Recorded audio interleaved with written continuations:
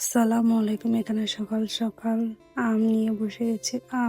আজকে আমের আচার দেব, তাই কতগুলো আম কেটে নিলাম। তারপরে এখানে দুপুরবেলা রান্না বাড়া শেষে এখানে আবার আনের বাবা আমাদের জন্য কোন আইসক্রিম আনছিল। আমরা কোন আইসক্রিম খাবো, এখানে সব কোন আইসক্রিম নিয়ে নিলাম। সন্ধ্যাবেলা আবার আয়ান বলছিল এখানে জ্যাম পাউরুটি খাবে ওর বাবার কাছে। ওর বাবা জ্যাম পাউরুটি এনে ওকে সুন্দরভাবে কেটে বানিয়ে দিচ্ছিল।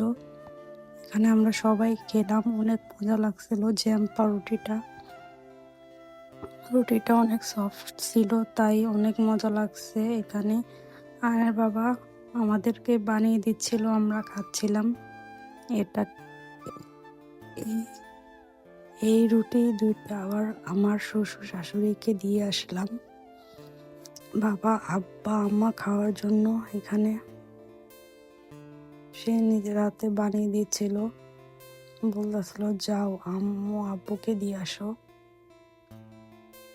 এখানে বানানো শেষ, আমি আবার দিয়ে আসলাম। যে এখন আবার আমি এসে আবার খাচ্ছিলাম। এখানে আবার রসমালাইও আনছিল।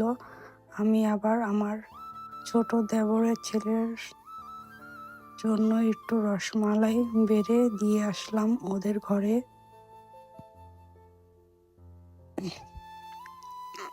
এখানে সবাই মিলে জ্যাম পাউরুটি খাচ্ছিলাম, মজাই লাগছিল।